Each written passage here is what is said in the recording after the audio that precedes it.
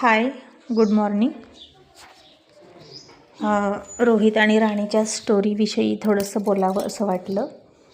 आज 100 एपिसोड पूर्ण केले या स्टोरीचे.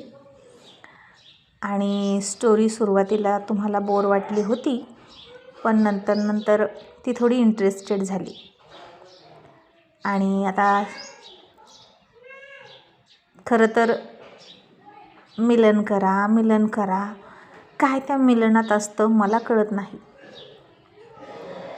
असं सारखा एक दोघी जणी ना सारख्या मूर्खासारख्या मागं लागल्या होत्या, पण त्याआधीच खरी स्टोरी खूप इंटरेस्टेड होती आणि सगळा इंटरेस्ट घालवून टाकलेला आहे त्या स्टोरीतला.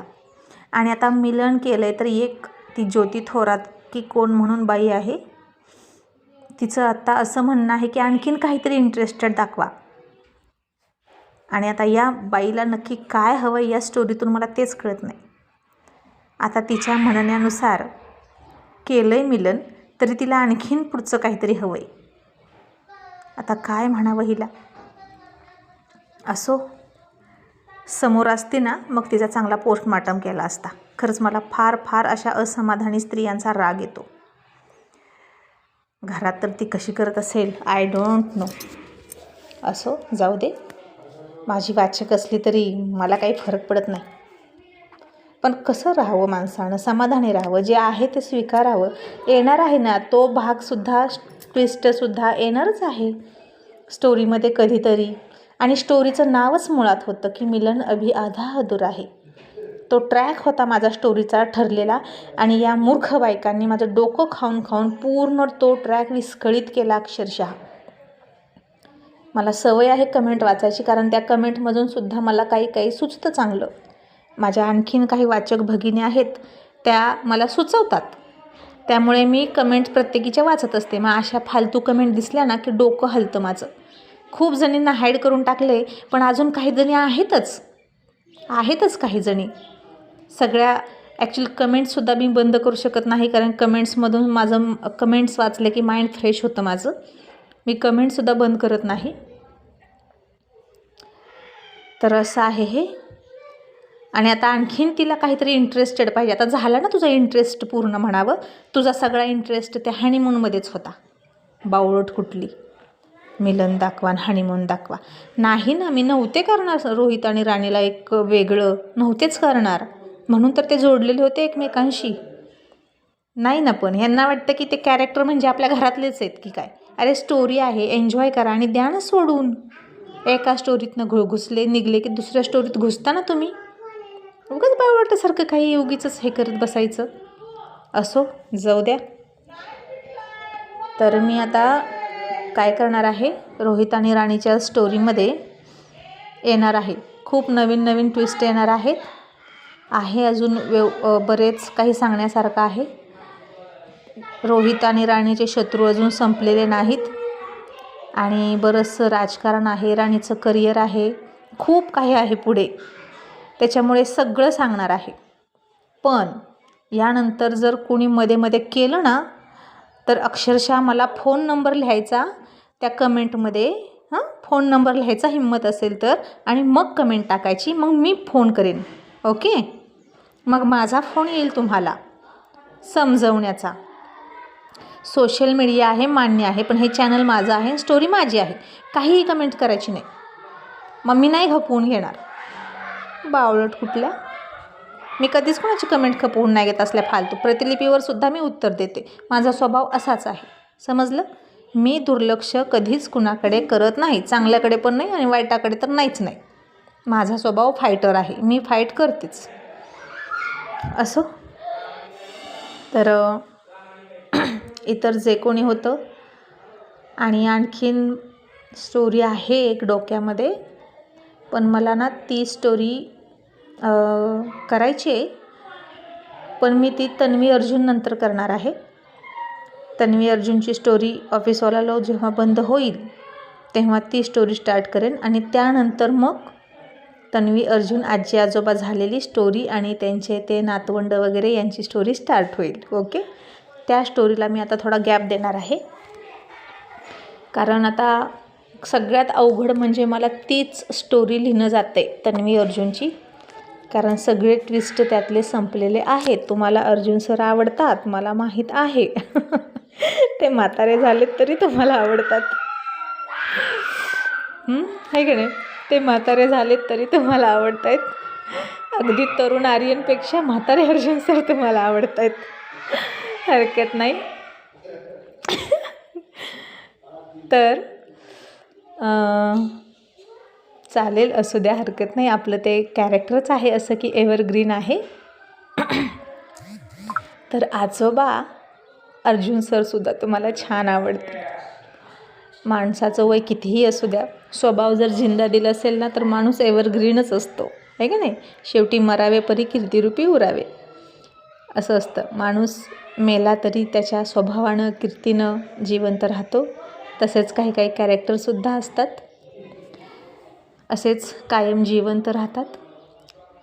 तर त्या स्टोरीला थोडासा गॅप देणार आहे आणि थोड्याच दिवसात आणखीन एक 4-5 एपिसोडमध्ये मी खरंच ऑफिसवाला लव संपवणार आहे आणि नंतर नवीन स्टार्ट करेन एका स्टोरीनंतर. चांद मातला सुरू आहे, तिचे 191 एपिसोड आहेत प्रतिलिपीवर. त्यामुळे मला असं वाटतं की अजून मला 81 एपिसोड टाकायचे आहेत चांद मातलाचे. चांद मातला इथून पुढे खरीच इंटरेस्टिंग स्टार्ट होणार आहे, कारण आता शशीचंद्राचं लवकरच मिलन होणार आहे आणि 2 चंद्र भेटणार आहेत. आणि त्यानंतर मग रोहित राणीसाठी तर सांगते, आता इथून पुढे खूप चढ उतार येणार आहेत. तर ते ऐकायला तयार राहायचं तुम्ही सगळ्यांनी, ओके? तुम्हाला फक्त स्टोरीतून एंटरटेनमेंट झाल्याशी मतलब, हो ना? आणि काय होतं सांगू का, मी असं सांगत असते पोस्ट करून, असा व्हिडिओ टाकून, हे व्हिडिओ त्या बायका ऐकतच नाहीत. त्यांना फक्त मतलब चांगल्या एपिसोडशी आणि थंबनेल बघून येतात. चांगला एपिसोड असला तरच बघायचा. बाकी मी काय सांगते, काय समजावून सांगते, इकडे काही देणं घेणं नाही या बावळट बायकांना. म्हणजे फक्त स्वार्थ आणि स्वतःच्या डोक्यात आहे तेवढंच बघणार. काय म्हणावं असल्यांना, देवारे असल्यांना का जन्माला घालतो कुणास ठाऊक. असो, सृष्टीचा भाग आहे तो. समजूतदारपणा वयावर डिपेंड नसतो. अक्कल यायला ना स्वभाव चांगला असावा लागतो. आणि मग मला आणखीन काय सांगायचं होतं, हां, प्रतिलिपीवर आपली गोंधन आज 101 एपिसोड गोंधनला पूर्ण झालेत आणि तीसुद्धा खूप मस्त स्टोरी आहे. पण हे सगळं संपल्यानंतर गोंधन प्रतिलिपीवर येऊ शकते. माझा लोड कमी झाल्यावर. ॲट ए टाईम मी इतक्या स्टोरी नाही करू शकत. खरंच यूट्यूबवर स्टोरी लिहायला त्रास होतो. त्याला आवाज द्या, हे करा, ते करा. प्रतिलिपीवर लिहायला सोपं पडतं. तिथं 10 मिनटात एक एपिसोड होतो. इकडं खूप वेळ घालवावा लागतो. खूप म्हणजे खूप वेळ घालवावा लागतो. अपलोडिंग, एडिटिंग, लिखाण, मग इकडं फोटो लावा, हे करा, ते करा. 17 पुरावे द्यावे लागतात या यूट्यूबला. चालतंय, असू द्या, तुमच्यासाठी काय पण. सगळ्यांचा आग्रहच आहे तर नाही ना मोडू शकत. 4 दोघींकडे लक्ष देऊ नका. तुम्ही नेहमी म्हणता, मला पूर्ण मी सहमत आहे तुमच्याशी. एकीमुळे सगळ्यांना शिक्षा नको, पण ती एक पण दुरुस्त झाली पाहिजे असं मला वाटतं, हो की नाही? ती एक पण दुरुस्त झाली पाहिजे. पण काय होतं ना, ते दुरुस्तच होत नाहीत. त्या नेमकं मला काय सांगायचं तिकडेच दुर्लक्ष करतात आणि हिथंच त्यांची दुरावस्था सुरू होते. कमनशिबी आहेत त्या, म्हणून ना चांगल्या गोष्टीकडे त्यांचं लक्ष जात नाही. नेहमी वाईट गोष्टीकडेच लक्ष जातं. म्हणून माणसानं प्रत्येक गोष्ट ऐकावी. गुड लिस्नर असावं माणसानं. म्हणजे काय होतं, जो चांगला ऐकतो ना त्याच्यात नक्की बदल होत असतो. पण यांना चांगलं ऐकायचंच नसतं, वाईटाकडे लगेच यांचं मन वळतं. किती बावळट आहे ना ती बाई. अजून काहीतरी इंटरेस्ट दाखवा. तिला हवा होता तसा ना हनीमूनचा भाग मी नाहीच केला मुद्दाम. नुसतं मिलन पाहिजे ना, घे मिलन तर मिलन. बावळट कुठली. म्हणून इतका जास्त नाही रंगवला मी तो एपिसोड मिलनचा. तिची इच्छा पूर्ण करून टाकली. आता तरी समाधानी असेल. लग्न झाल्या तरी मिलनासाठी किती तडफडली असेल कुणास ठाऊक. बावळट. असो, मला फार राग आला आहे आणि मी तुम्हा सगळ्यांना घरातलं समजून तुमच्यासमोर व्यक्त होते. तसं बरेच जण गोड गोड बोलतात किंवा कमेंट्सकडे दुर्लक्ष करतात आणि आपलं काम सुरू ठेवतात. अशातली मी नाही, अजिबातच नाही, कळलं?